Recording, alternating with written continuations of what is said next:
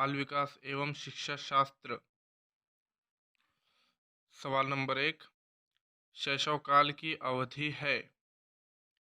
ए जन्म से 1 वर्ष तक, बी जन्म से 2 वर्ष तक, सी जन्म से 3 वर्ष तक, डी 2 से 5 वर्ष तक।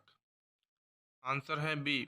शैशवाला काल की अवधि 0 से 2 वर्ष तक होती है और इस अवस्था में बालक के मानसिक क्षमताओं का विकास हो जाता है, जो मानसिक विकास की पूर्वावस्था होती है। सवाल नंबर 2।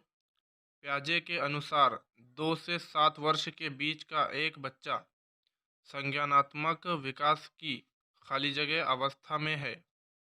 ए पूर्व संक्रियात्मक, बी औपचारिक संक्रियात्मक, सी मूर्त संक्रियात्मक, डी संवेदी गतिक।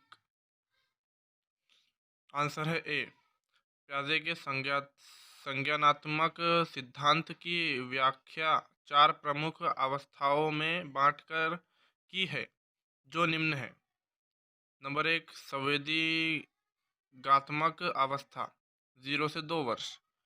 नंबर 2, पूर्व संक्रियात्मक अवस्था 2 से 7 वर्ष। नंबर 3, मूर्त संक्रिया अवस्था 7 से 12 वर्ष। और 4 है औपचारिक संक्रिया अवस्था 12 से 16 वर्ष। सवाल नंबर 3।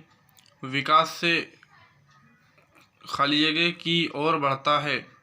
ए सामान्य से विशिष्ट की ओर, बी जटिल से कठिन की ओर, सी विशिष्ट से सामान्य की ओर और डी साधारण से आसान की ओर। आंसर है ए। विकास सामान्य से विशिष्ट की ओर बढ़ता है। उदाहरण है नवजात शिशु अपने शरीर के किसी एक अंग का संचालन करने से पूर्व अपने शरीर का संचालन करता है और किसी विशेष वस्तु की ओर इशारा करने से पूर्व अपने हाथों को सामान्य रूप से चलाता है। सवाल नंबर 4 है, जब वयस्क सहयोग से सामंजस्य कर लेते हैं तो वे बच्चे के वर्तमान स्तर के प्रदर्शन को संभावित क्षमता के स्तर के प्रदर्शन की तरफ प्रगति क्रम को सुगम बनाते हैं। इसे कहा जाता है ए समीपस्थ विकास, बी सहयोग देना, सी सहभागी अधिगम, डी सहयोगात्मक अधिगम। आंसर है बी। सहयोग मिलने पर वयस्क में अंतर्निहित क्षमता का विकास होता है तथा वह प्रगति की तरफ अग्रसर होता है। सवाल नंबर 5 है, नवीन जानकारी को शामिल करने के लिए वर्तमान स्कीमा अवधारणा में बदलाव की प्रक्रिया खाली जगह कहलाती है। ए अनुकूलन, बी आत्मसात्करण, सी समायोजन, डी अहंकेंद्रियता।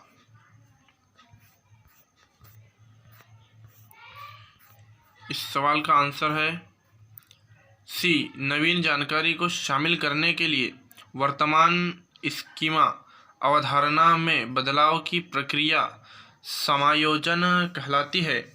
अर्थात जब हमारे मानस पटल पर किसी वस्तु, व्यक्ति या स्थान को लेकर कोई स्कीमा बन जाती है तो उसमें बदलाव के लिए हमें अपने ज्ञान या अनुभव के आधार पर उस स्कीमा को में समायोजन करना पड़ता है, तब जाकर हमारी स्कीमा में परिवर्तन होता है।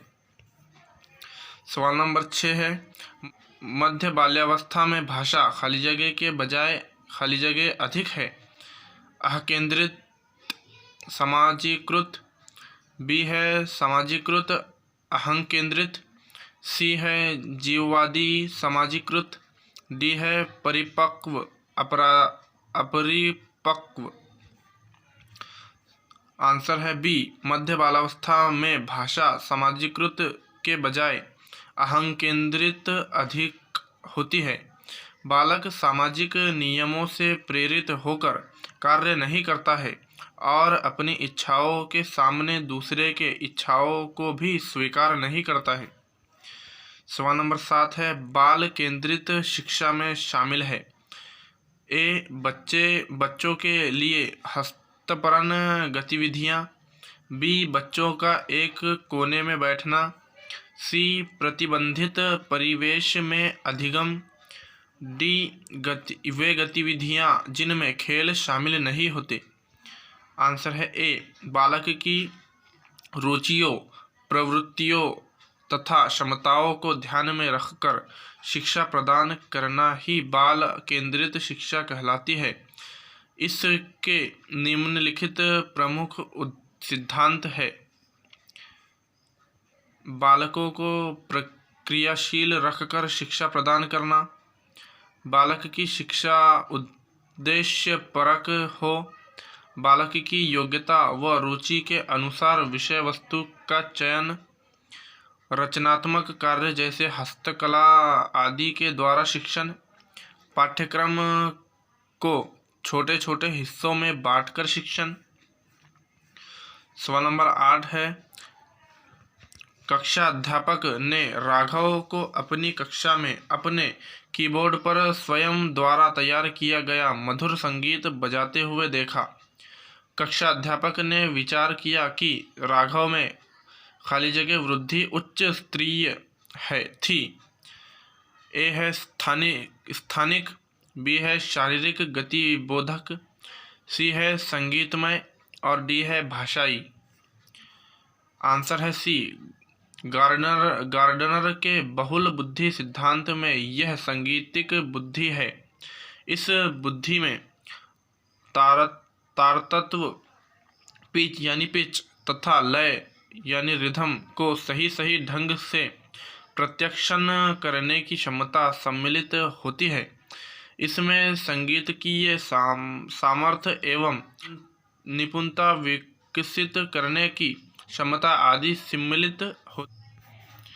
सवाल नंबर 9 है, जब एक शिक्षक यह समझता है कि स्वाभाविक रूप से लड़के गणित में लड़कियों से अच्छे हैं, यह दर्शाता है कि अध्यापक है नीतिपरक, बी, लिंग जेंडर पक्षपाती, सी, शिक्षाप्रद और डी, सही दृष्टिकोण वाला। आंसर है बी, एक शिक्षक यह समझता है कि स्वाभाविक रूप से लड़के गणित में लड़कियों से अच्छे हैं, तो यह लिंग रूढ़वादिता पक्षपाती दर्शाता है। शिक्षक को चाहिए कि वह बिना पक्षपात किए सभी को समान रूप से शिक्षण के अवसर उपलब्ध कराए। सवाल नंबर 10 है, समावेशी शिक्षा मानती है कि हमें खाली जगह को खाली जगह के अनुरूप बदलना चाहिए। ए है बच्चे को व्यवस्था के, बी, व्यवस्था को बच्चे के, सी, परिवेश को परिवार के और डी, बच्चे को परिवेश के। आंसर है बी, समावेशी शिक्षा का तात्पर्य है कि हमारी शिक्षा व्यवस्था बच्चों के अनुरूप होनी चाहिए।